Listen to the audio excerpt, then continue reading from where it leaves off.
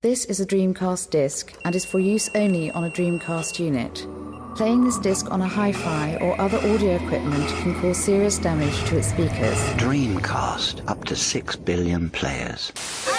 Welcome back to the stage of history. Why don't we play together? Hey, it's time to make some crazy money. Are you ready? Here we go!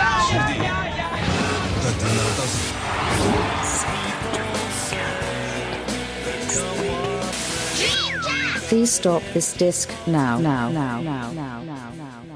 What is up, everyone, and welcome to the Dreamcast Junkyard DreamPod. This is episode 127. We are here out of our Christmas hibernation, back to spread the Dreamcast love, as always. I am James, if you hadn't guessed that already, and I am joined, as usual, by some fine fellows of the Dreamcast establishment. I'll start first with, I think, Mr. Lozz. Mr. Lozzer, how are you? Hello. Back once again. Yeah, I am fine and dandy. Did you have a nice Christmas? Yes, yeah. It was drama-free, had some good food, and saw a lot of folks. So, yeah, decent. As you get older, drama-free is just kind of, what you aim for in life in general, isn't it? Drama-free is nice. Next up, we have Harvey, who a lot of people confuse for me when we are in PC Wizard streams together, because we have James Harvey and Harvey as well. But anyway, Harvey, how are you? I'm good, thank you. I'm good. Thanks for having me. It's good to be back. Good Christmas break for you, sir? Very jolly, yeah. Went up to Mid Wales, where my family's from, hung out there. Had a good time, played some games, which we'll talk about in a sec. There's not much else you can do in Mid Wales, to be fair. No. There is a little bit of... there's a pond that you can throw stones in, which is pretty fun. But no, we did that on the first day and it got a bit boring, and then we just played games. You can't go around playing games over Christmas, to be fair. And finally, but by no means least, I'm going to continue to refer to him as the new Dreamcast Junkyard leader. Lewis, how are you, my friend? Hello, yeah, I am doing well. I would say fine and dandy, but Loznik's my catchphrase. I did that on purpose. I remember I said that off the cuff on one episode, and Tom never let me live it down. It becomes your thing then, doesn't it? Anything you say whilst you're on the airwaves, it's it can quite quickly become your catchphrase. Yeah. Good. Well, chaps, we normally have an introductory question, so keeping it fairly related, as I said, first show back after Christmas. Harvey's already mentioned it. It's normally a time where we get together and play some video games, either on our own or with family or friends. So let's talk about what we played over Christmas, Dreamcast or otherwise. And once again, Lars, I'm going to come to you first. Ooh, first both times. I'm very privileged. Yeah, so I cracked out my screwdriver and turned my old LCD monitor onto its side once again to play some shmups as they're meant to be played in the proper Tate mode, vertically. So I revisited a handful of those games. Mainly I was playing Radigi and I never know how to pronounce this. Crow? Karos. Like crow in Japanese, is that right? It is. Yeah, so both milestone shooters, and a lot of fun. What is Tate mode? I don't even know if I'm pronouncing that right either, Harvey, but it's so that is just where you turn your screen 90 degrees so that it's vertical, and the Tate mode, obviously it removes the borders and whatever, because if it's a vertical shooter, it's meant to be played like that. Very cool. But natively, they normally default to having borders on there, because obviously most folks, especially back in the day, if you had some honking big CRT screen, you might not be able to just tip it over. Bloody casuals, hey? So is it in the settings, you just you change a setting and it flicks it? It changes it? Yeah. Oh, yeah. Cool. And then you turn your screen, obviously. That's brilliant. Yeah. Pro. Yeah, if you're hardcore like Loz. Harvey, what did you get up to in Mid Wales then, my friend? So, I think probably the most notable and relevant thing that I did over Christmas was play Bomb Rush Cyberpunk. Nice. I bought the hard copy because I love a hard copy. I just love the little red switch boxes on my shelf. They look great. And I could not believe how good it was. It's so brilliant. It just moves and it just looks and moves fantastically. When something's just satisfying to engage with, just whether you're doing something that's genuinely engaging or just walking around or just doing the odd kickflip, it's just a nice environment to be in. And I'm really impressed. We're going to talk about this later, but Sega's going to have to really pull something out of the bag to top that, I think, with their new remaster. You know a game is good when you can just enjoy messing about in it and not necessarily actually progressing your game save or whatever, for a certain period. Which I didn't really do. I just kind of twiddled around and I had such a good time. Yeah, that's when you know a game is kind of a very good use of your time. It always reminds me of Grand Theft Auto 3 when that first came out, and the amount of times I would literally just drive around listening to the radio, doing absolutely nothing for hours on end. And it's just kind of, it's rare that those experiences come around where you just like to be sort of caught up in the universe that has been created for you. And it's it's a really good feeling when that happens. That's a really good example, isn't it? When you're driving around on GTA 3, obeying the traffic lights and you're trying to drive properly. Yeah. It's quite fun, isn't it? Yeah, absolutely. Another cool thing I did, this was actually before Christmas, but I was helping someone clear out a house and I was going to and from the tip. And at the tip, I found a Sony Trinitron VGA CRT and I nicked it from the tip. And it works great and it looks incredible. I swear they've stopped it. I swear my dad used to be like, "Oh, can I have that?" And they'd give it to him. Whereas now you can't actually ask for stuff. I saw a Dreamcast at the tip and I was like, "No, no way!" Yeah, I saw.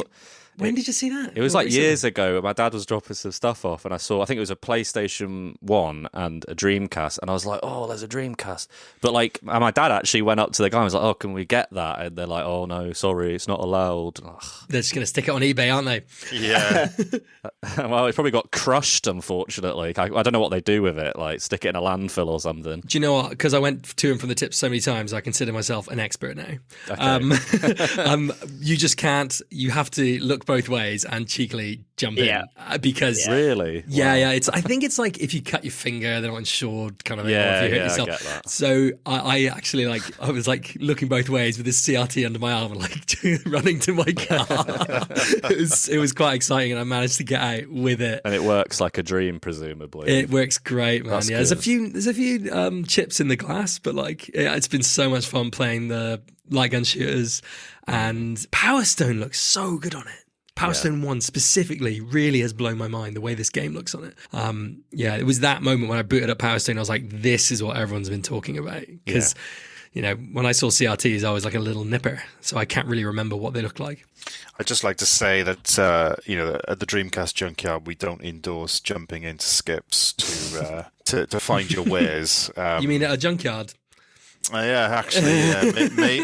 there could be some confusion there, I guess. Yeah, for sure. The actual junkyard referred to in the title is Tom's Lidl bag that he keeps Dreamcasts in. The Lidl. Brilliant. Lewis, how about you? I can't even remember what I've played. I think I was playing Wolfenstein 2 because I've been playing through those. Amusingly, despite it being a game where you run around at top pace and shoot things, it's I really like stealthing in it, getting through a level without anyone seeing you and stuff like that. And if I get caught, I reload my save and try again. So not really the way probably you should play that game, but that's been brilliant. And then I did play some Dreamcast. My friend came round and twice in December, and we played some Dreamcast. We played Tech Romancer, which is a game I've played but never played it one-on-one with someone else, and that was a lot of fun. The big one that we really got invested in was Seven Mansions. I can't remember its Japanese name, but it's basically sort of a Resident Evil survival horror with tank controls, but you can play it co-op. Oh, nice. Yes, and it's pretty good, and there were some really great moments where we're figuring out them kind of Resident Evil style puzzles together. And the only thing that's a bit awkward is, I guess, the developers did this intentionally to kind of not overload the game. I don't know what the technical term would be, but basically when you're in co-op, when you're together, it'll show you both together, but when you're in separate rooms, it'll show it in first person, presumably because it's trying to load too much stuff all at once. Yeah. And so that can be a bit jarring, but we had a great time with it. And it's a really good one. I recommend it very much if you're looking for co-op games on the Dreamcast, because obviously we wouldn't have played it before because it was Japanese exclusive, but it's got an English translation patch, so now we can enjoy it. Very nice. You can play single player, right? Yeah. Cool. And it's like the two characters that you play as have like different styles. Like one's more like weapons based and the other one's more puzzle based. But when you're together, it's like, I guess it kind of splits it up, but it was really good. Is it pretty smooth or is it a bit of a janky affair? It's got the tank controls, Resident Evil, but luckily it was pretty easy for us. I mean, my mate's never had a Dreamcast, so everything like was new to him, like the controller and everything. But he picked it up easy. So, and it's good that it's a bit janky, but it's forgiving, if you know what I mean.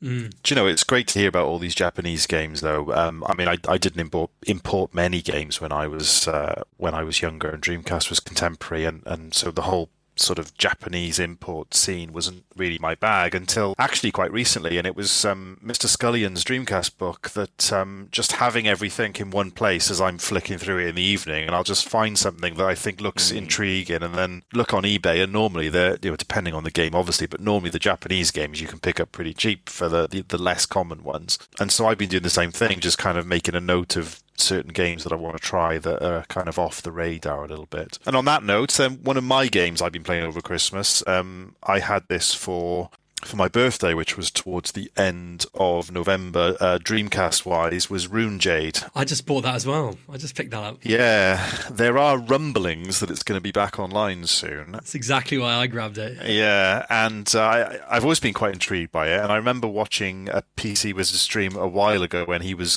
working on a translation for it, and he translated quite a bit. So yeah, I've just been sort of pottering about with that, using Google Translate on my phone to see what was what as I'm scrolling through various menus. But yeah, I think that'll be a really good one once they get that back online. Oh, that'd be so cool. Yeah, for sure. It'd just be nice to have another dungeon crawler other than Phantasy Star Online to play, because everything else is a bit more sort of competitive. And on the Dreamcast, the other thing, obviously we'll talk about this. This is one of our news items later on, that the online functionality of Ferrari F355 Challenge has been restored. So I just wanted to boot that up and have a quick go. And this is another game I owned back in the day, and I quickly found myself just getting lost in the career mode again and just playing through hours and hours of that. And what a great looking game it is on the Dreamcast. For non-Dreamcast stuff, two games that I spent a lot of time over Christmas playing. The first of which, Sega related. I had Sonic Origins for Christmas. I know they've done the collections multiple times by now. But the thing that attracted me to Origins is it had all the Game Gear games on it. And when I was a wee nipper, my first console, I guess, was other than my Commodore 64, was a Sega Game Gear. And so my initial childhood was very much growing up playing all of the Sonic games on the Game Gear. So it was just really nice to play through them all and just sort of re-experience those. And I think I beat Sonic 1 and Sonic 2 and then just kind of took a Sonic break from that. But definitely worth recommending, worth checking out if the Game Gear games appeal to you in any way. Because the other stuff on there, obviously Sonic CD, Sonic 1, 2, 3, Knuckles, all the stuff you've played on multiple discs in the past. And the final thing I just wanted to mention, because it's been such a great game to play over the last few weeks, is we finally started Final Fantasy 16 over Christmas. And yeah, it's just like most Final Fantasy games, it just grabs you and soon you're sucked into the story and find it very difficult to put that down. And I'm getting very excited for the new Final Fantasy VII, the new part of that, which is out next month, I think, as well. So yeah, I was glad to hear it's good, because I swear Final Fantasy 16 came out to little to no kind of discussion, and I was like, oh, there's a new Final Fantasy. I was a bit surprised. Yeah, it reviewed well, but you're right, there was not much hype around it, especially I think when 7 Remake came out, that was all everyone talked about for ages, and rightfully so, because it is incredible. But no, the storyline on this one is very good. Is it a PlayStation exclusive? I believe it is. I don't know if it'll. I don't know if it's on PC. It's definitely not on Xbox. Definitely recommend checking it out if you like those sorts of games. Although a lot of people have said about Final Fantasy 16 is that it's kind of the Resident Evil 4 of the series, in that it's moving away from the RPG origins now, in the same way that Resident Evil 4 moved away from the sort of survival horror origins into this more of a kind of an action game, which is Which is true. It's very much kind of you can sort of hammer one button continuously if you're so inclined to play it that way. But to be honest, me and my wife just like to sit down and go through the story of these games mostly anyway. So there's a setting on there for just sort of story mode, which is kind of, you still have to play the game, but it's obviously very a lot less frustrating, shall we say, than some experiences you might get. So yeah, definitely one to recommend.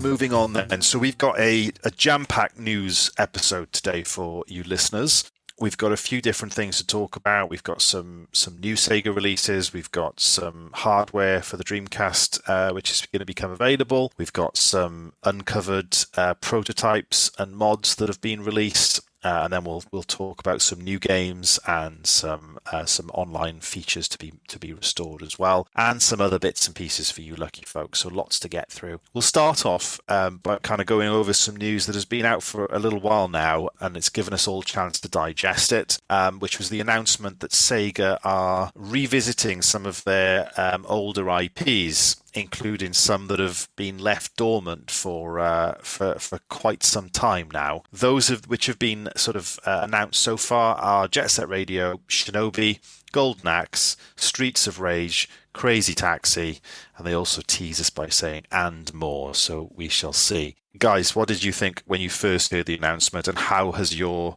sort of feelings towards it sort of changed and evolved over the last few weeks since you found out about it? Lozz, I'll come to you first on this one. I tend to be quite a cynical person, I'm afraid, and I was excited to hear that Sega were finally kind of recognizing that there is some demand for these IPs, and that, you know, they shouldn't just be sitting on them doing nothing.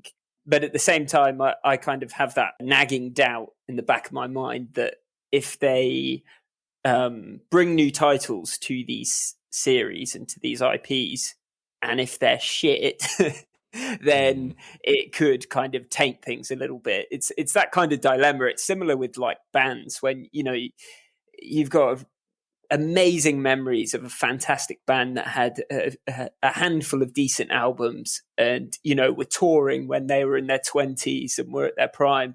And then, you know, you pay a massive load of money to see them reunite 20 years later. And it's a bit of that dilemma really for me. I think some of these titles could be really decent.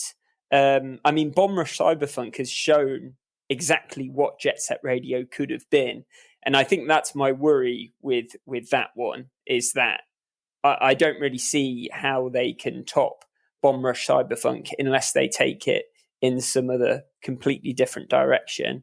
I mean, they're going to be carrying on with Streets of Rage. And I mean, Streets of Rage 4 was really decent. I like what they did with that. Yeah, so it's kind of, you know, it's a mixed bag for me. I'm hopeful, but I have to try and rein in my own cynicism, basically. I agree 100% with Lozz and his cynicism. You know, I've been following Sega, you know, for as long as since I got back into the Dreamcast, and yeah, just they've not really shown themselves to be, you know, the most reliable company when it comes to treating their IPs with respect. I mean, don't get me wrong, Yakuza's amazing, and you know, the Sakura Wars game that came out a few years ago was amazing as well. And obviously, Bomb Rush Cyberpunk being as good as it was made me feel very much the same. I will say I kind of came at it with that angle of, but Bomb Rush Cyberpunk, surely Sega are going to really have to pull their finger out if they want to top that. But then someone on Twitter, I had to find the thread, but it was quite an interesting conversation because it kind of turned my head a little. Because I was kind of the angle, like, you know, Team Reptile knew what a new Jet Set Radio game should be like, whereas Sega, you know, I feel like they've kind of been out of touch with the community and even Jet Set Radio. You know, Team Reptile put loads of things into Bum Rush Cyberpunk, like Too Mellow, who makes like Jet Set Radio style albums, and just having their eye kind of on what people want from a new Jet Set Radio. But then, you know, shout out to Lackaware, who does some amazing stuff in the translation community. He hopped in and said this, and I'll just quote him. He said, "Sega has had an opportunity to go much bigger and really innovate, while Bum Rush Cyberpunk is little more than a subtle refinement of a 20-year-old concept. BRC is what I always wanted Jet Set Radio to be, but Jet Set Radio 3 could show us something we didn't even know we wanted," which is an interesting thought. That's a really good point, actually. I agree with everything that's said as well. I think the challenge that you've always got when you reignite IPs that have been, you know, pretty much dormant for a significant period of time is that you're always gonna have this kind of awkward balance to make, because these IPs have not had the opportunity to mature and evolve over that period of time, but obviously the industry has. And so what we think of as a valuable video game today is very different to what it was 20 or 30 years ago.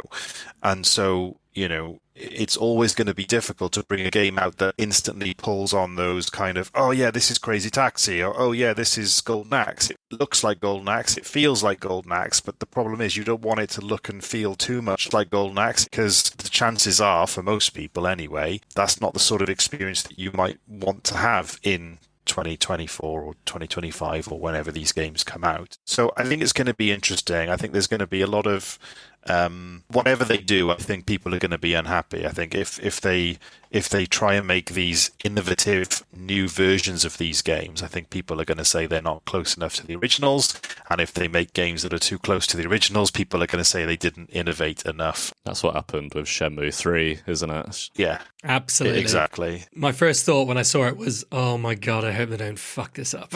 Yeah. But as I've digested it over the last, since the announcement, I'm a little bit more optimistic. I've just been watching the footage again, and I really, really hope they do a good job of it. But it always could be a complete flop. But I don't know. Some of the footage looks really exciting. So we only see seconds of it, but some of it looks really cool. Like the Crazy Taxi footage. I mean, it looks cool, and Shinobi looks cool. I'm glad they just went 2D with Shinobi. It's interesting they got a mix of 2D and 3D games, but I don't know. I'm now optimistic. I think I want to be optimistic. I want them to be good. Is what's going on here. There's part of me as well, based on what Harvey just said then about the 2D and 3D.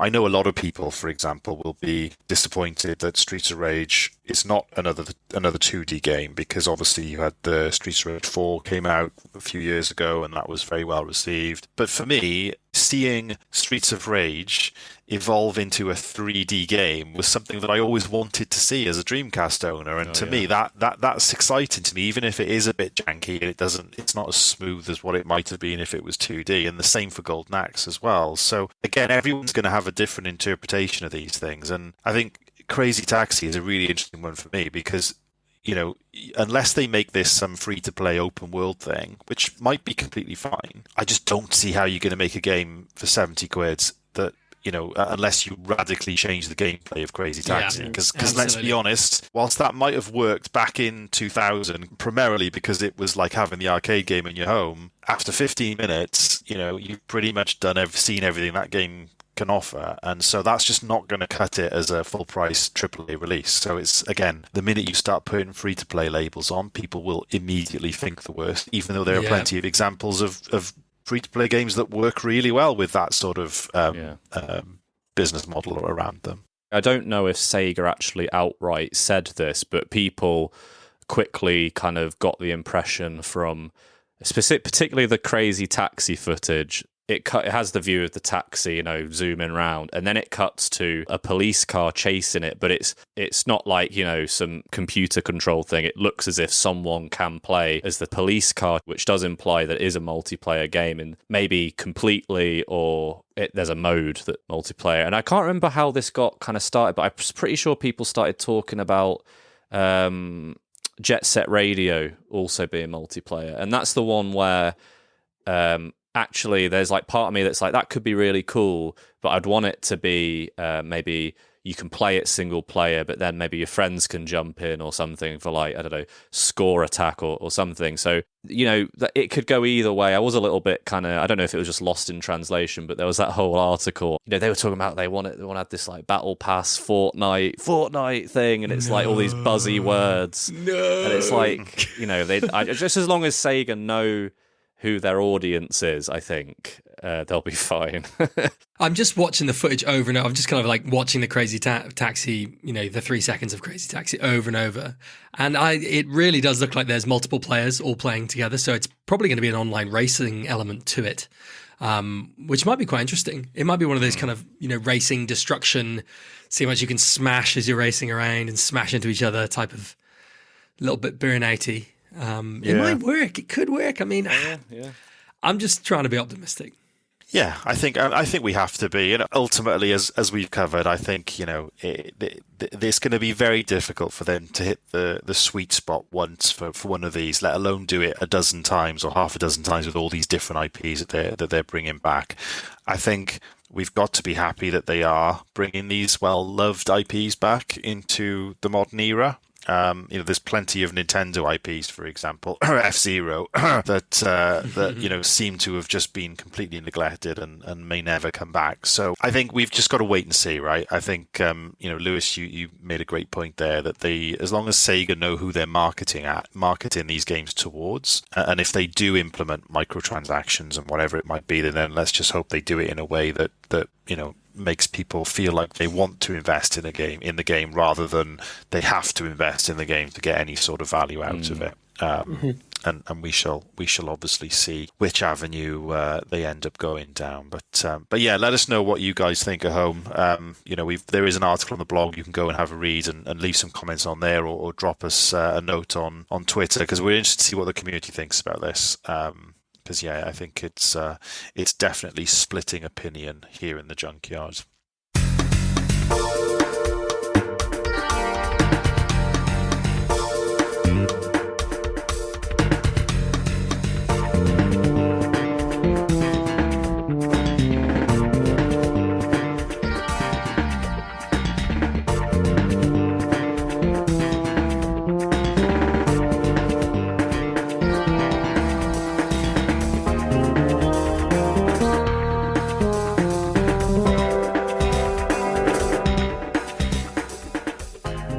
Right, moving on then. So we've got a few new hardware announcements to kind of get through. The first of these is the Retro Fighters Striker DC wireless controller is now available. I believe Kev has just done a fantastic unboxing and review of this on YouTube. Am I correct in saying that? Yep. He did a little video rundown of it. Yeah, and yeah, I must admit I don't know what his verdict was, and maybe some of you guys will. But has any of you guys here tried this or planning to try this controller? I know we did talk about these before they came out, but since they're released now, what's the general vibe amongst the panel? I have one. It arrived a couple of weeks ago. I've been using it on and off for 2 weeks. I really like it. There's things I don't like, but overall, I really like it.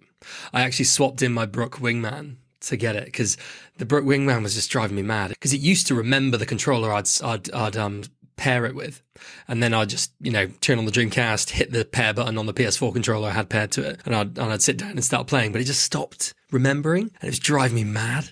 I'm not sure if it was a problem with maybe my controller or I needed to reset something, but I'd had enough of it, so I flogged that on eBay. No, I actually sent it back. And then I bought the Striker DC on a bit of a kind of whim to see how it was, and I really like it. Things about it I don't like are, I wish it was a bit heavier, and I wish it's quite slippy in the hand. It's quite like, it's a bit too smooth, but in terms of its functionality, I think it's brilliant. You know, you turn on your console, you just hit the button once and it connects. It connects quicker than any of my other modern controllers. It just immediately connects. It's brilliant. I'm really impressed. I don't like the way that the VMU's, you know, on the other side of the room, but I guess that's the trade-off, you know, because they want to minimize corruption of saves. If you're saving something and it loses connection, I guess it would corrupt the save. Also, there's probably a power issue maybe with it sucks more power if the VMU's in the controller, especially if you're using a backlit VMU. But apart from that, I'm really happy with it. That's pretty much Kev's thoughts on it as well. You know, the VMU is quite a vital thing. The VMU cradle thing has quite a short cable. Like with Kev in his video, he points out that, you know, he plays at his desk, so it's not really a big issue. But like the fact that it's not in the controller, but then it, you know, if I was playing it at, you know, downstairs in my living room, like I'd really have to squint to see the VMU in that little dock thing relative to where the Dreamcast is. And like, yeah, it's all right when you play something like Tony Hawk 2, where it just says THPS2 on the screen, but like for something like, I don't know, D2, which has like a compass, or I forgot about that. some of the Resident Evil's got your health on it. The NFL games as well, I think they have some kind of thing. You can select your plays. If you're playing with someone else, you can select your play without the person next to you seeing the play that you're selecting, which is quite cool. And let's not forget about Silent Scope. You can like actually play the game on the VMU. I mean, I don't want to piss on this bonfire, but I never found I could. I don't know if it's because I just have always lived in dark, dingy, crap hole houses, but I could never see my VMU. Like, I don't know if it's the light or what, but like, I love the concept, but I feel that unless you have backlit, the idea that I'm gonna like glance down from my TV screen and stare at this little screen in my hand. Yeah, I'm with you, Lozz. I can't say I ever actually looked down at it, other than certain occasions. me neither. It's like lovely in theory, but in practice, it's like it's not. It doesn't. For me, it's not. For me, it's not essential. Like I love it as an idea, and I used to love taking it out, having like little Tetris game on it, and playing that behind a book in maths or something. But yeah, so that's not essential for me. I do get it though. Some people it's essential, and therefore this, or say the Brook Wingman or Blue Retro, none of those will be, you know, will give them the proper Dreamcast feel because it's VMU-less. And in that case, you know, you could opt for the Dreamcon potentially, which is a lot more expensive, but you'll get a very legitimate experience. But yeah, I haven't played with this yet. I'm you know, hopefully I will soon. But I was wondering, Harvey, how's the two things in particular I was wondering about? How's the analog stick? Because on the wired version, people felt that it was a bit too loose.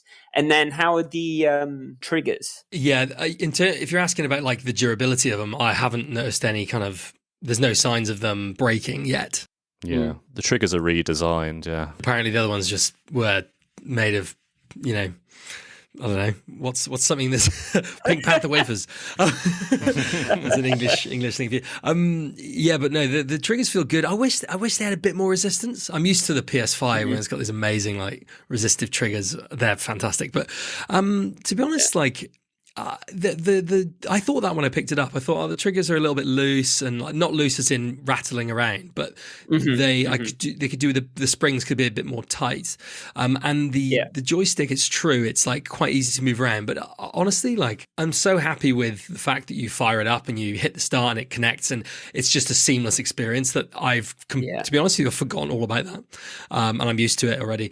The actual thumbstick itself is really nice and contemporary. Like it's concave, not convex, and it's I tell you what, it's just like the Xbox One thumbstick, because on the Dreamcast controller, on all my Dreamcast controllers I've modded them, which I think is an essential mod, with an Xbox One thumbstick. It's like 99p off eBay for one of those things, and you just switch it out, and it's like almost identical to that thumbstick. So if you like the Xbox One thumbsticks, then you're in good hands. Yeah, my OG Dreamcast, well, I say OG, my Dreamcast controller is one that I bought brand new about 10 years ago. I bought like a whole box of them because they were dirt cheap. And so the little tiny dots on the thumbstick, just to give it a bit of grip, is still there. But I've got some Dreamcast pads from when I had it back in the day, and they're completely smooth, which means your thumb just kind of glides off the stick every time you try and use it. So that's normally my Player 3 or Player 4 controller, depending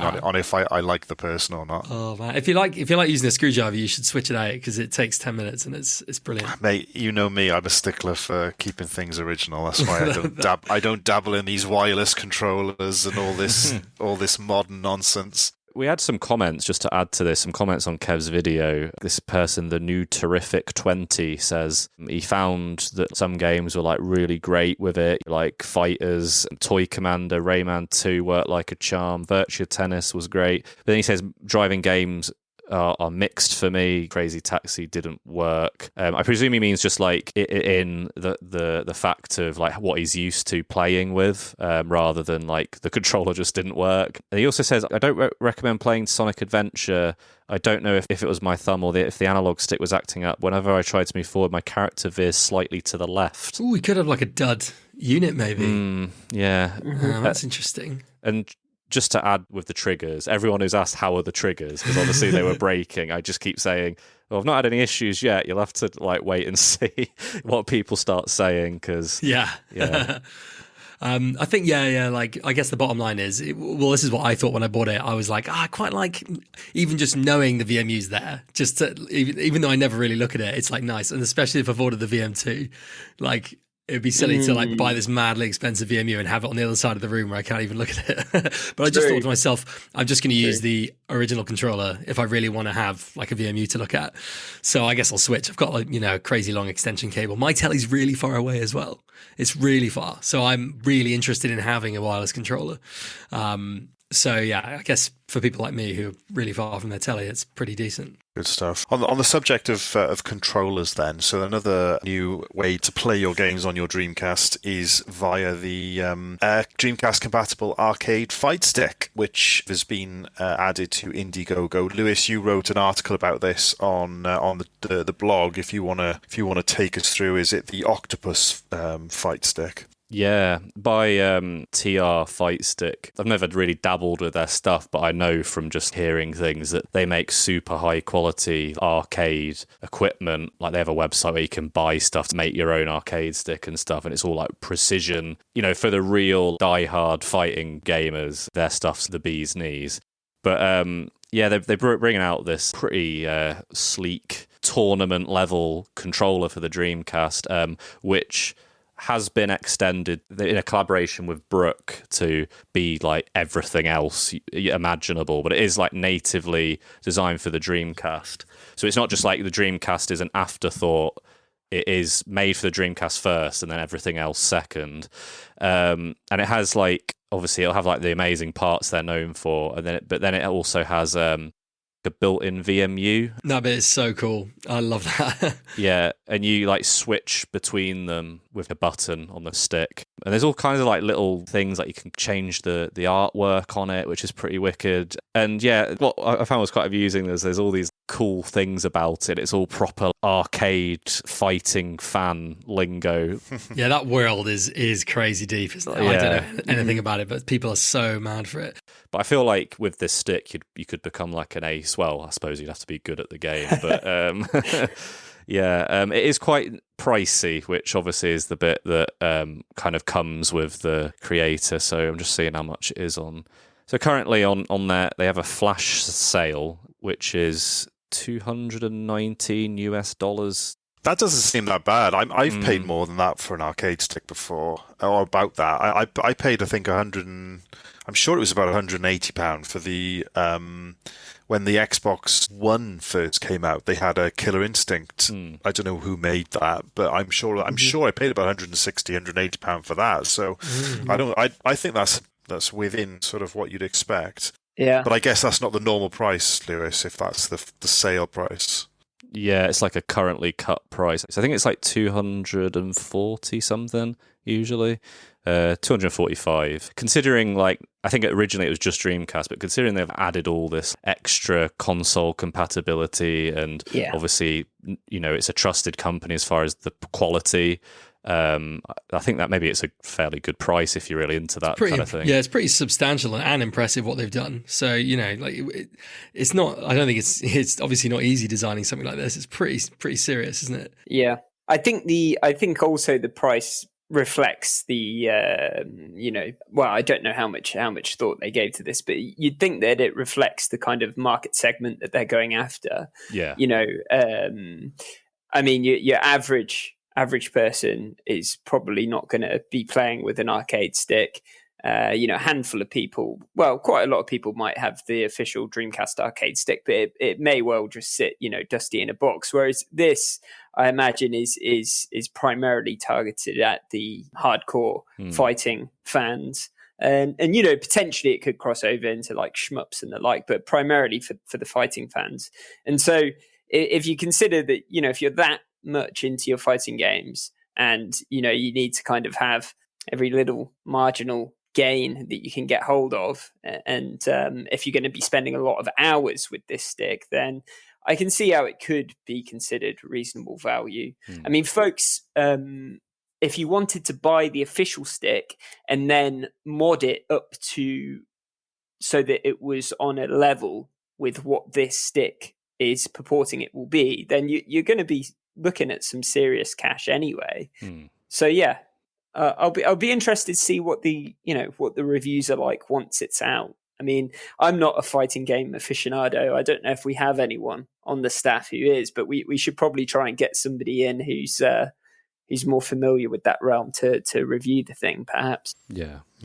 In the meantime, if you are interested, you can go and check out we'll put the link in the description, but you can go and check out the Indiegogo page where you can still order these on the discounted rate. So yes, one to go and have a look at.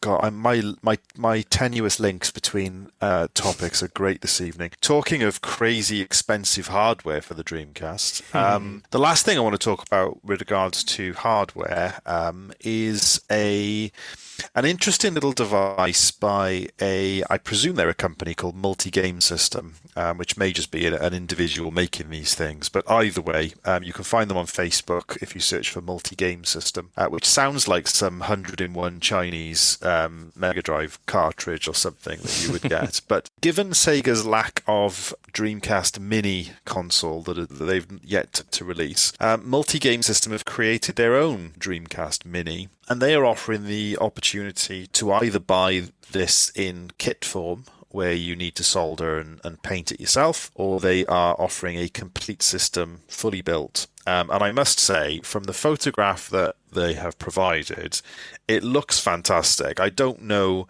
how good the finished version will look, but the shell that they've created, the mini Dreamcast shell that houses, it's all emulation, so it'll house a Raspberry Pi, and presumably you have to load up your own games and stuff on there yourself. But essentially it's got 4 USB ports at the front in place of where the 4 controller ports are. And yeah, for all intents and purposes, it looks like a mini Dreamcast.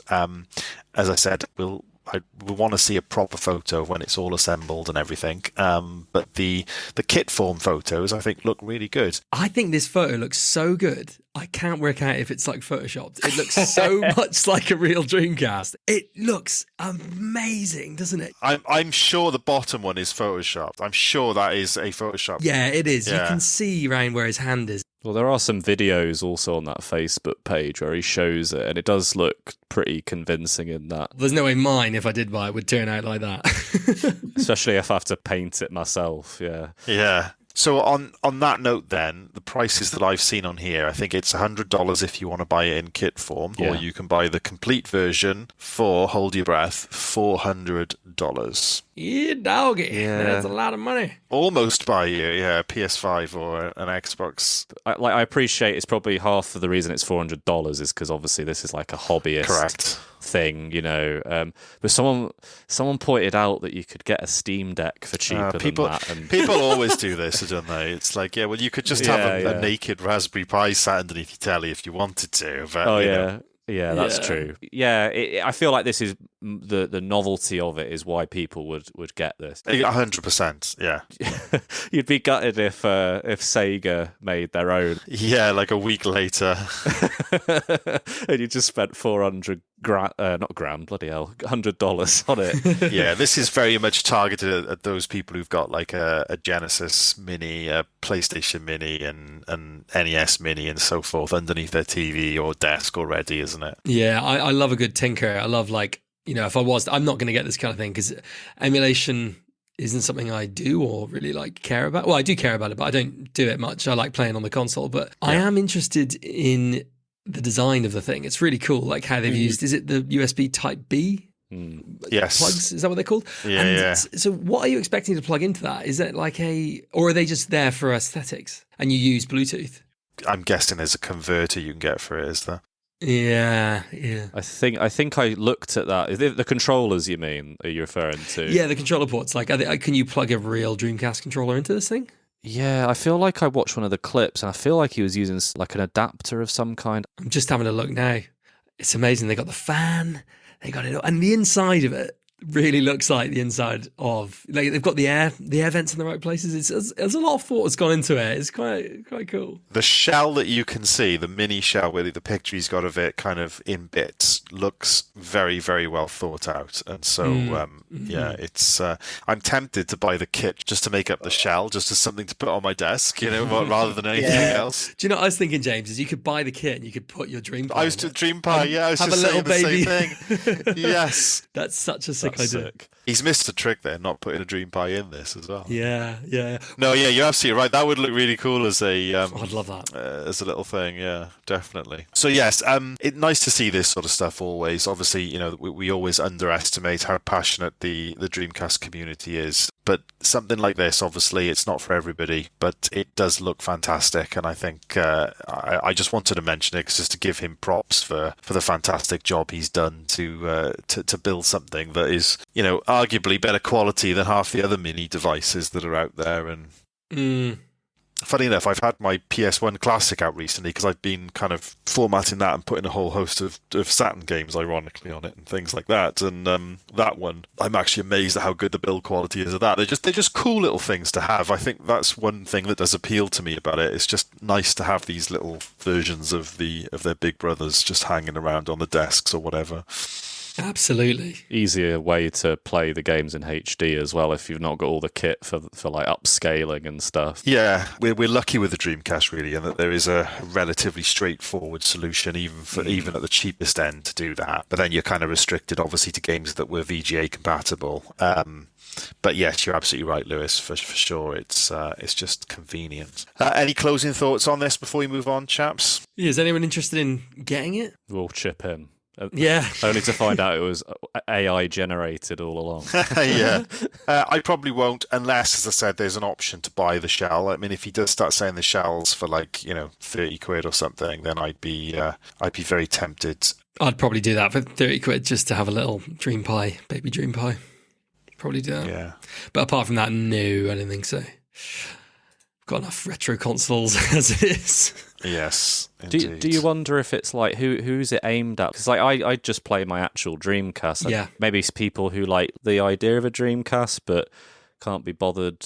Well, there is certain people who really, really love emulation in the sense that they love running different games on different devices and seeing what devices can perform better. They're like, oh, we're at the Raspberry Pi 4 now. This can run, because I think the Raspberry Pi, is it the Raspberry Pi 4? Now it can run Dreamcast games really well. And a lot of people love, there's this massive public spreadsheet where it has traffic lights of green, orange and red. And the red games don't run so well on this device and the green ones do. And some people really love this this obsession with working out what can run what, like running Doom on a pregnancy test type of thing. It's that sort of appeal. Yeah. But with certain models of Raspberry Pi, I guess everyone's probably going to be fighting in the next 2 or 3 years to see what tiny device can run PS2 games well. So I guess it's those kind of people. I don't really know.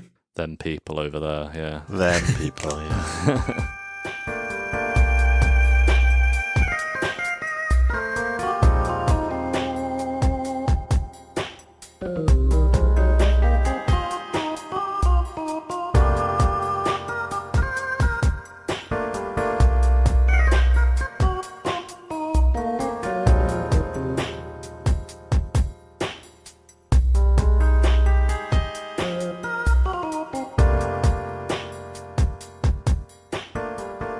Moving away then from the hardware side of things and thinking more now to the games themselves.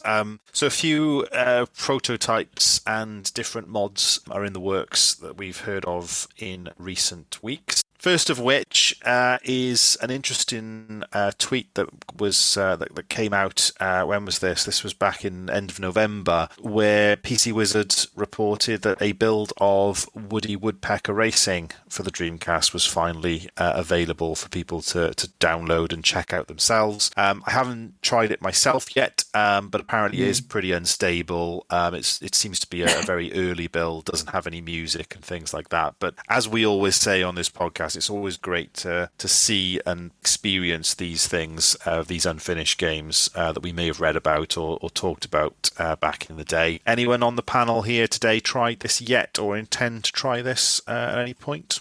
I gave it a bash. I really do appreciate folks who go out their way to dig these things out. I'm sure it has a lot of use. It might have some use in terms of, researching how the game was built, etc. But for your average consumer, it's not on the same level as some of the other games that have been released. It must be a very early build, and it crashes, and there's not much to it. But it's cool just in the sense that, we've heard of this game for flipping years, and I always thought there was a release out there somewhere, and, now we've got our hands on it. So, it was curious. And the hope with all these things, as always, is that if one build is out there, the likelihood of a later beta or something that's a bit more playable is just on a dev machine waiting to be dumped somewhere. So it's always nice to have the confirmation, if nothing else, as well, that these things actually did exist. Because especially with the Dreamcast, there was an awful lot of vaporware that ended up on this console, given the unfortunate demise and how quickly things turned around. So just to be able to see these things running on real hardware, I think is pretty cool. And for all the kart races the Dreamcast had, it's fair to say it didn't have many that were sort of worthy of mention when you start talking of the likes of Diddy Kong Racing and so on and so forth. So good to see what could have been with Woody Woodpecker Racing. I have heard that it doesn't crash so much on the time trial, but I've not played it myself. Sounds like it's a bit of a chore to play, and more of an oddity, or a point of interest, for fans. But not something you'd be like, I can't wait to play more Woody Woodpecker Racing prototype. Just more of an interesting thing. Yeah, definitely. One interesting thing that PC did mention along with this is that the build itself looks like it was a port using the source code and assets from the PS1 version of the game. And so it never even got to the stage where it was being optimized for Dreamcast and things like that. So I often wonder with things when this sort of thing happens, if I don't know how well this was received commercially or critically on the PlayStation, but it could have just been the point where they started to do the conversion and actually the sales were pretty dire, so they didn't actually get any further than porting over what had already been done. So you never really know what the story is behind all these unless a dev team comes forward to add a bit of context. But as we said, it's always just nice to see them and see these things running on real hardware. So again, if you want to check it out yourself, if you want to download it and stick it on your GDEMU, we'll put the link in the description, and you can do that at your own leisure. I just one last thing to add. I do wonder if people could take this prototype and work some magic on it, because the thing is as well is because there's already a version on the PS1, maybe you could put the music in, maybe, or you could find what's making it crash. And I'm sure there's some genius out there in the modding community that could do something with that. But to be fair, it could be a complete ball ache to do anything with it. But maybe we'll see what happens. Well, I think we've all learned by now that the Dreamcast community never ceases to amaze us as to the sorts of things that get discovered or developed or whatever it is. So there's always something new to talk about. So yes, we shall see. Are you doing a nice little segue into the next one?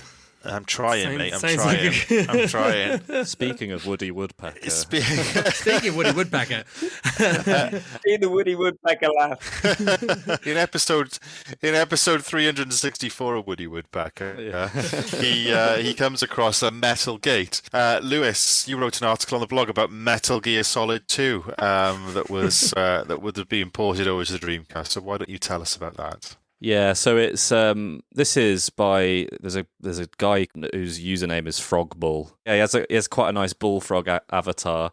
But yeah, so he first kind of came to the attention of people because he did a video where he showed off I'll say it in quotes, prototype of Metal Gear Solid running on the Sega Saturn. And I think at first it was a little bit kind of nothing on their part that they'd done wrong, but it was like people thought it was like an original, like maybe Kojima had actually been working on Metal Gear Solid on the Sega Saturn. And, this, I think that might be a thing that happened, but this actually, which probably makes it more amazing, is actually was by Frogball. He developed this proof of concept to show that Metal Gear Solid could run on the Saturn, which has obviously been a thing debated over the many years. So that was the first way he came up to us, and obviously I thought it was really cool. But when he showed off Metal Gear Solid 2 Sons of Liberty prototype of that on the Dreamcast that he developed, obviously we had to get on the case, and yeah, it's really, really cool, like the footage he's shown off. And then I think he later updated,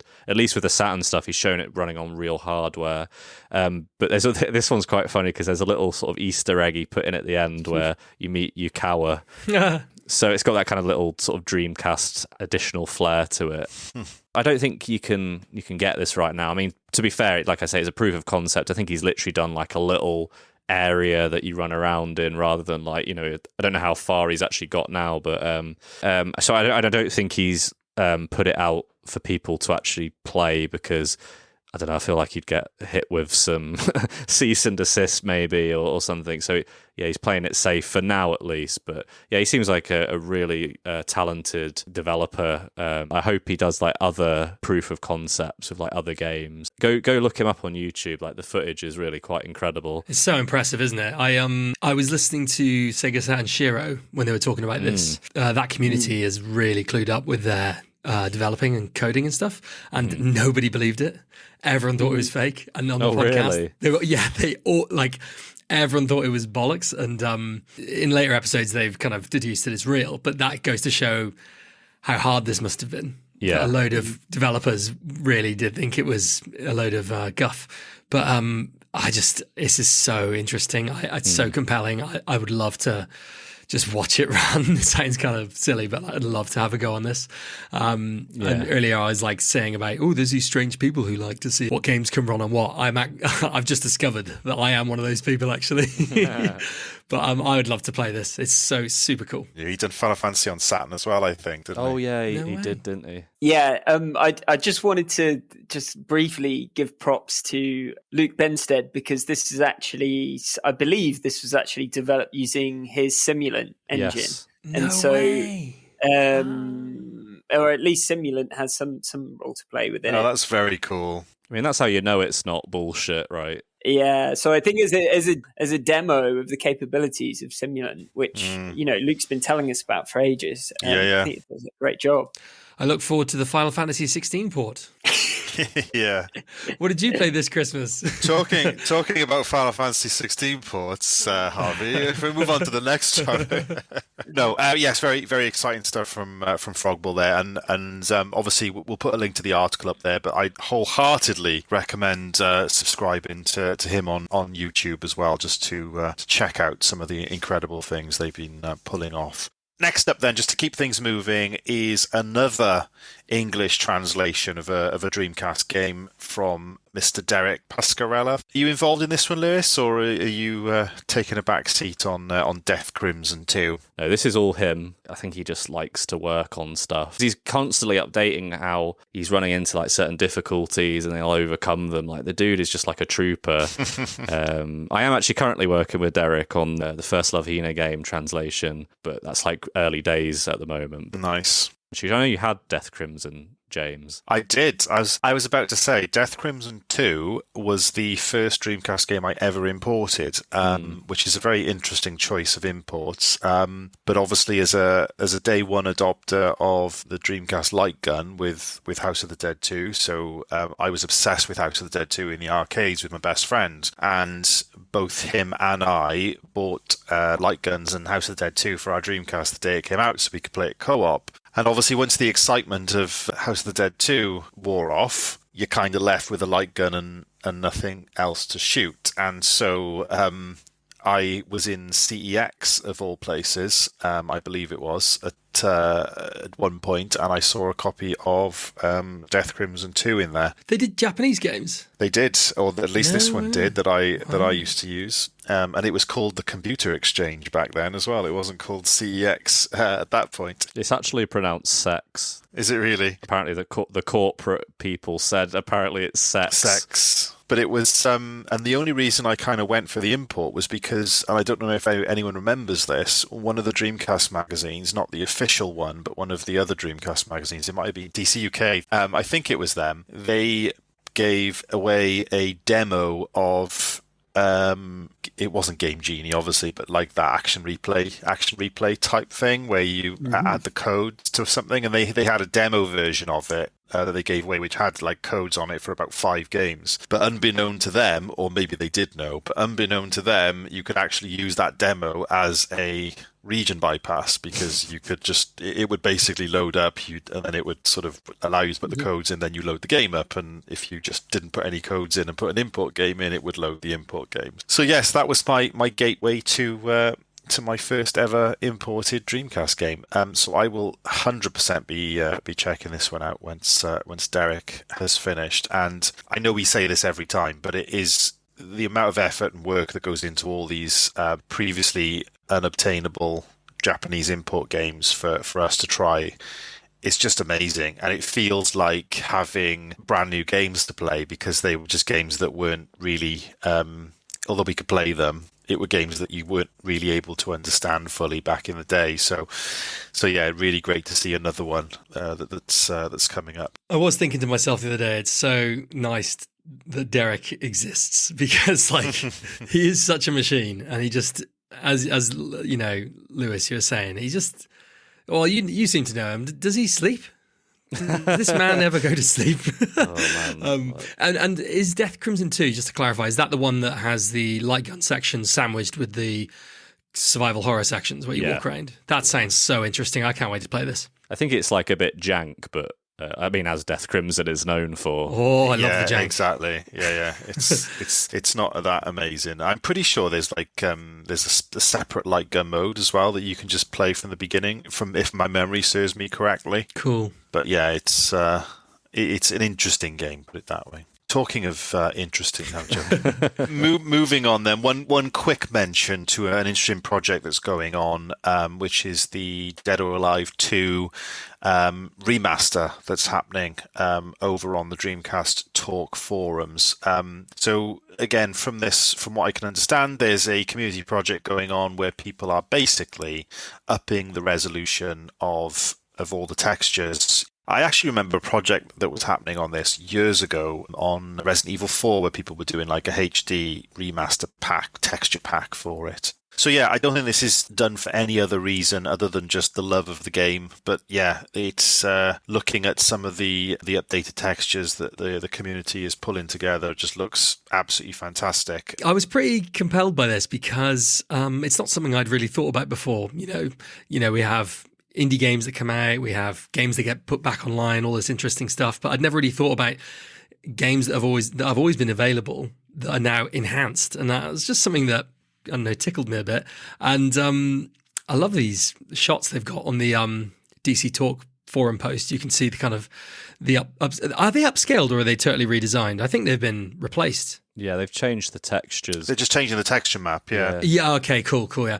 I'm not too familiar with like how this stuff works, but I'm not sure if it's the same person, but they put a different forum post where it would only work in emulation, and I was like, okay, that's interesting, but then this one that we're talking about will run on actual hardware, which is really interesting for me. And yeah, I love the before and after shots. They're cool. I look forward to giving it a go if they release it. Just a amusing thing here on Dreamcast Talk, and they're showing off like the up-res graphics, and one of them is literally a character with his shirt off, and he's like, it looks almost like he's got no nipples, and then in the after, he's now got more defined nipples and a more defined six-pack. Brilliant. It's important, Lewis. This is very important. Those are the sorts of details that we need to make sure. Well, this is Dead or Alive 2 we're talking about here. Let's not forget what That's kind of true. game this is. Yeah, nipples is definitely the breast upgrades. Yeah, I still remember the very first Dead or Alive on PlayStation, and the bouncing breasts were just like utterly absurd. It was like literally just crazy how much they would bounce on the original PlayStation. The bouncing cubes. But teenage me still loved it. So yeah, I don't know why I'm complaining.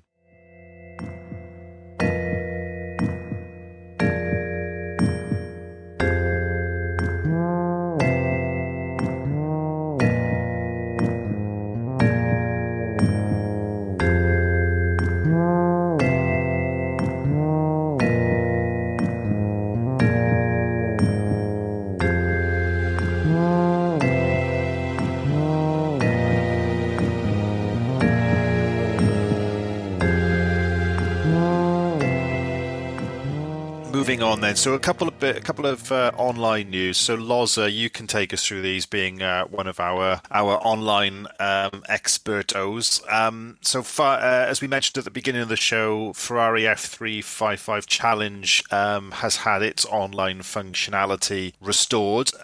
Not an out-and-out multiplayer racing game, but the online functionality is still good fun nonetheless. So talk us through what that entails. For those that aren't familiar with F355, it's a racing game produced by AM2, released in arcade and on the Dreamcast, and it was later ported to PS2, I believe, but primarily an arcade and Dreamcast release. It's Yu Suzuki all over, from the kind of design to the soundtrack, kind of cringy rock soundtrack, but it's great. And basically, it's a racing game where you only race the Ferrari F355. It's all based around this one car, but it's a fantastic racing game. It's got a lot of depth to it. It's a game that you can take very seriously if you want to. Although it was in the arcade, it's one that you can focus on getting good times, and it will really reward you if you put your time and effort into it. Anyway, this game, out of nowhere, in December, this person called Flying Head just popped onto Dreamcast Talk forums and just went, "Hey guys, I've revived F355. Peace." Mic drop. I mean, they have had a few posts after, but with other games, we often hear about them months in advance, and we kind of get teasers and rumblings and whatever. And this dude or gal, I'm not sure, just came along and just dropped it on us. And so there's been a lot of people playing it. I mean, you can theoretically have up to 16 people playing together, at least in the qualifying stage. And I've seen some games that are getting towards that. So it's been very popular as of late. But it's not a out and out multiplayer experience in the sense that you're not racing against each other in real time. Instead, you all do your individual races, and then the game will amalgamate them together, and you will basically watch a replay with all the ghosts on the track at the same time.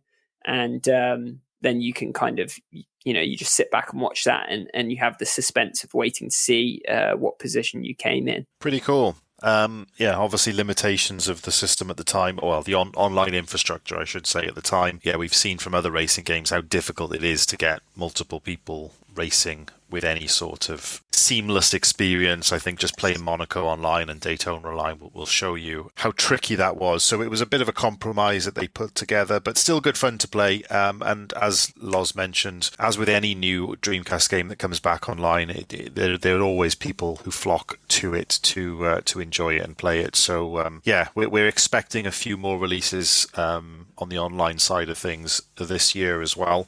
We mentioned Room Jade earlier on, and I know that some others are very much close to being finalised. So come on, spill the beans. What you got? I can't say anything else right now, I'm afraid. I'm sworn to secrecy, but yes. I did hear a rumbling of Outrigger, or is that all hot air? Well, I would not want to confirm or deny those I rumours. really hope so. One thing that is online, though, is Quake 3 Arena, which is seamless, boys. Here we go. Which obviously is one of the most common Dreamcast games online, and I believe there have been a huge number of custom maps that have just been made available to play. Not something I've been aware of. Was this your doing as well, Harvey? Is this one something that you stumbled across? Yeah, I mean, I've been keeping up with this. Did I send you this, Lewis? Okay, maybe lost it.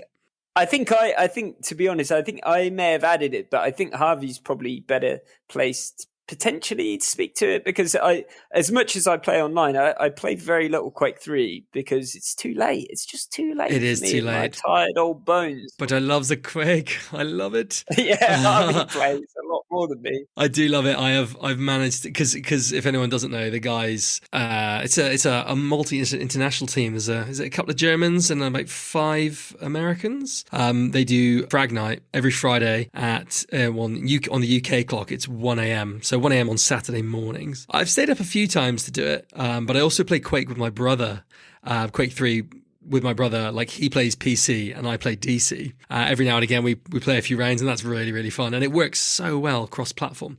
But anyway, so they've released, they've made 31 new custom maps, which is brilliant, because I think, is there only like 5 or 6 maps on the DC version? James, do you know how many maps there are? Yeah, it's not many, something like that. Yeah. So they made a custom GDI with these maps in it, and they've been testing them over the last, couple of months.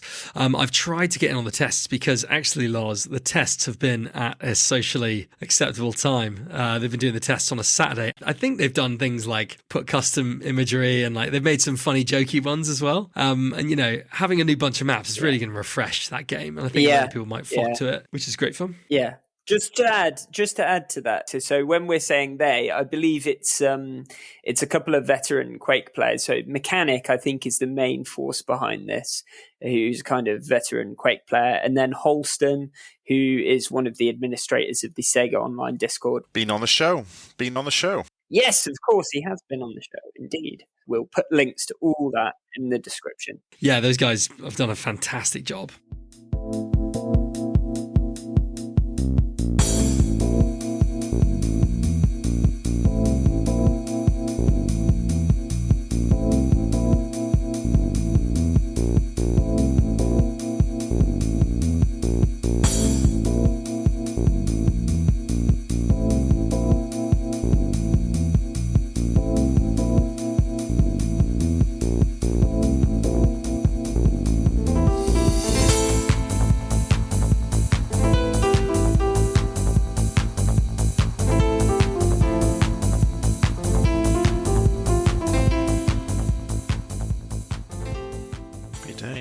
Couple of new Dreamcast games coming out then. I'm just going to whiz through these guys, given we've been going for over an hour now. If anyone wants to chime in on any of these, then please feel free. But we've got about 4 new games coming out, and again, we'll put links in the description to each of these if it's games that you do want to check out a little bit more detail on. We've got ChuChu Mimic, which is coming out on Dreamcast, and that is via Wave, I believe. Yeah, by Alistair Lowe, did Flea and Tapeworm Disco Puzzle, just to add. Oh, and John Riggs as well, the YouTuber. Yep, so definitely one to check out. Slow Mole Plus is the new one. I believe this is going to be digital only, is that right? So no Currently, hardware. Okay, yeah. Is Slow Mole a game that has already been on the Dreamcast? I believe this is like an enhanced... I think it's originally an NES game, but I believe this is like an enhanced port of it. Yeah, it was NES originally, yeah. But yes, I think this was released to sort of celebrate the 25th anniversary of the Dreamcast, so it was kind of like a Slow-Mo Plus version. So again, you can find out more information about that from the Dreamcast Talk forum, which we'll link to in the show notes. Next up, we've got Cyborg Force. This one looks interesting. This is a Neo Geo game? Yeah, but what's interesting is it's not just emulated. I think Ian Michael helped to properly port this. So, nice. So it's not going to have like shoddy emulation or anything. Even some of the indie releases are emulated. I think Mike has this, but it's not like a proper physical release like on a disc. It comes on like, I think you get like a USB or something. I don't know how Yeah. What? No way. It's a digital. I think you can just get it digitally. Yeah. And just to say, so because we didn't mention, it's a run and gun type game. Yeah, it does look very cool, actually. Very, very fluid. And if Ian Michael is involved, then I think he's someone who doesn't get enough credit in the Dreamcast community for some of the exceptional work he does. So yeah, if he's involved or has been involved, I'm sure it's going to be a good one. Got a bit of a Xenocrisis vibe. I'm just looking at it. Yeah, it comes in it comes in a little nice plastic box with a USB drive. Harvey's in. He's doing his pre-order right now. That's it. $37.50. Oh, it's sold out. It reminded me of that Sega CD Terminator game a little bit as well, but I don't know if anyone's played that. Oh, yes, yeah, I remember that quite well, actually. I remember that being on completely off topic, I remember that being on a Mean Machine Sega videotape that was on the front of one of the magazines. Anyway, and finally we have a game called Flick, which reminded me very much of the Windows 95 3D Maze screensaver that used to have on there.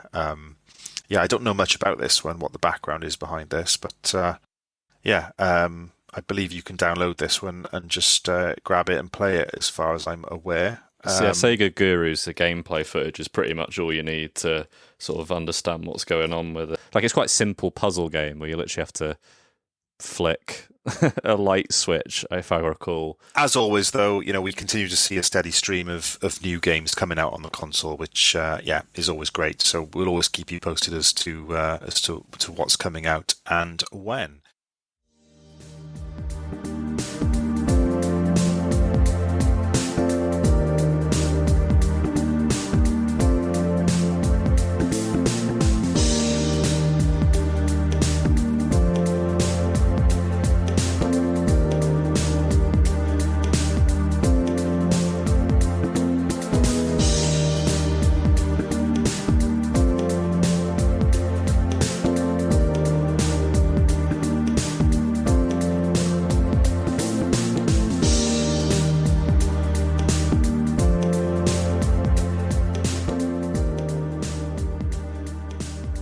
Lewis, we did have a few miscellaneous items. Is there anything you want to pick out of there? Yeah, just to be honest, it's a quick one regarding the Shenmue fan game Dreams of Saturn, because I've unfortunately not been able to play it because I don't have a PC. I know that's a bit cringe of me, but it looks awesome. It's this fan game of Shenmue, and it looks so good. It looks like kind of almost like an official release. It's all in first person, but it's just kind of a proper love letter to the original Shenmue. The best way to get a look of it, if you don't have a PC like me, is to watch Shenmue Dojo stream, because it does look really cool. It's got this whole plot of how Ryo wants to get a Saturn. It's not a mod. It's made from scratch. Yeah. No by way. George Kitchen is the guy's name. Damn, I would love to play this. It looks great. It's free as well to download. Oh, fantastic. Very cool. I'm surprised that you didn't want to talk about the Zara man bag. Well, that was I was going to say, you can talk about that if you want. Oh, I don't know. It's a waste of... Zara has released a Dreamcast controller bag. I know. Read all about it. And yeah, that was just a little bit of an extra nugget. Only in New Zealand currently, though. What a random thing! I know, only right? Available in New Zealand, and also just Zara doing a collab with Sega. It's official, strange. and also Chile, apparently. Chile. It's very cool though. It is cool. It is so cool. Before we wrap up, then, just a few points to mention about our. I'm trying to think of a good descriptive word for Mike these days.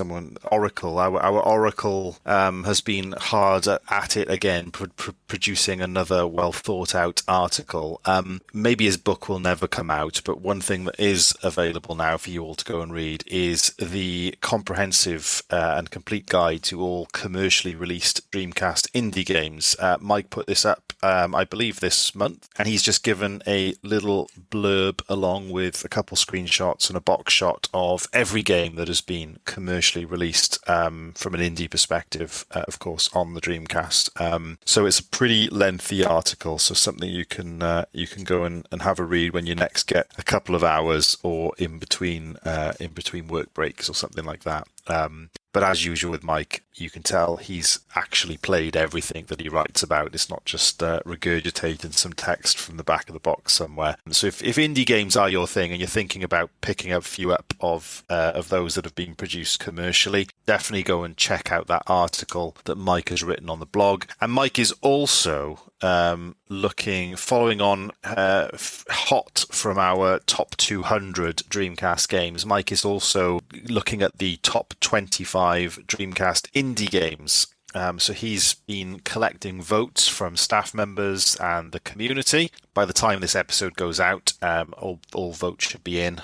We should be busy counting those up. But it'll be interesting to see how the landscape of indie titles has changed since we last we last had a look at these. Guys, any thoughts as to what you're expecting at the top of the pile as far as top indie games as voted by the community? Elysian Shadows, surely.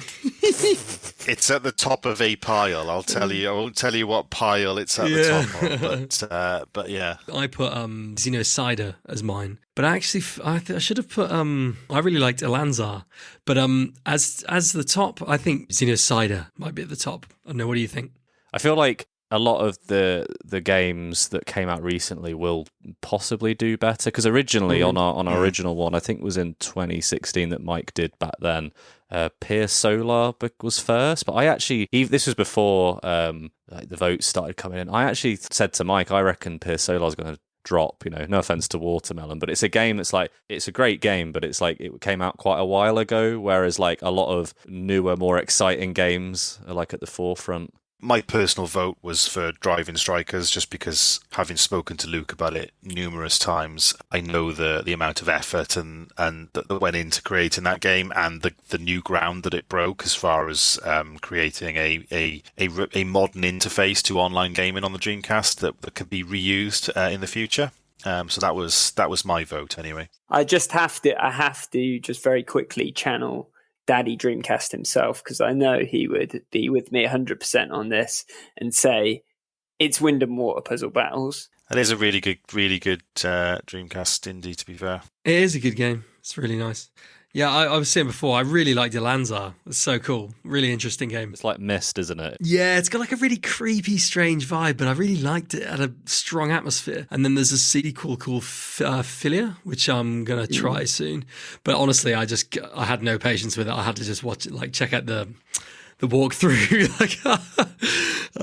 Yeah. I think Postal deserves to do well, but I was saying this in the group chat. I'm not sure many people will see or consider Postal as an indie game, so I'm not quite sure how well that'll actually do. But yeah, I think that deserves to do well as well. But yeah, it'll be interesting to see anyway, and it'll be certainly interesting to see where the likes of Sturmwind and Pier Solar and similar games like that end up versus what they would have been a few years ago. I think Sturmwind, I'd like to think, considering it was 36 or something on the top 200, it was the top rated indie game. Yeah. And then surprisingly, like Pier Solar was like way back.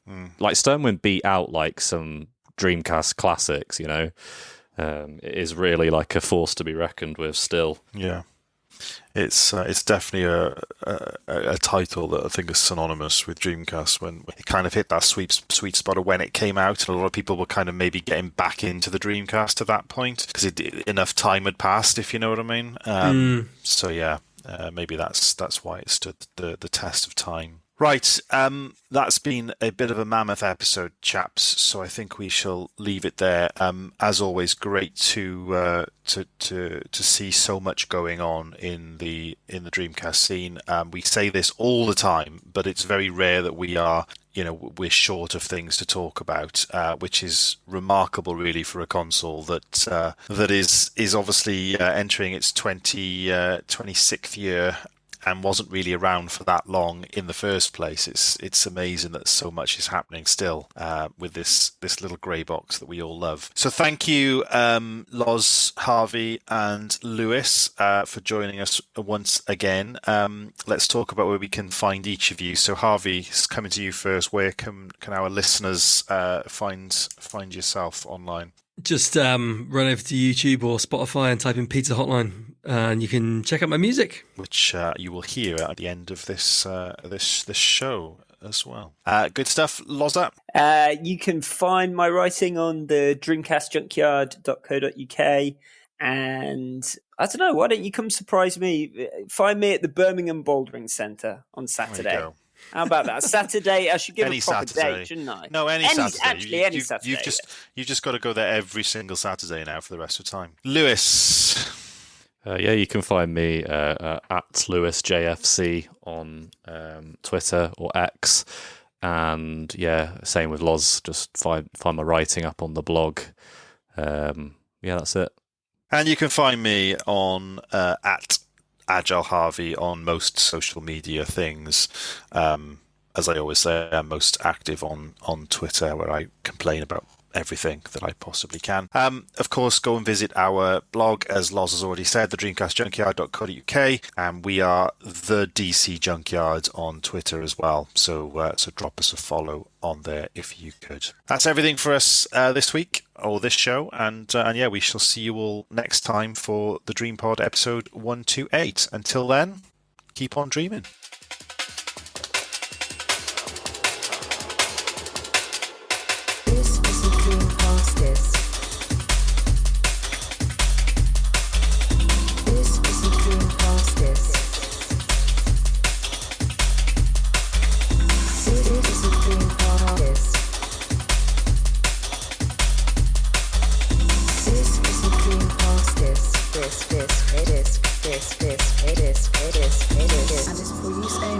Dreamcast unit. Playing this disc on a hi-fi or other audio equipment can cause serious damage to its speakers. Please stop this disc now.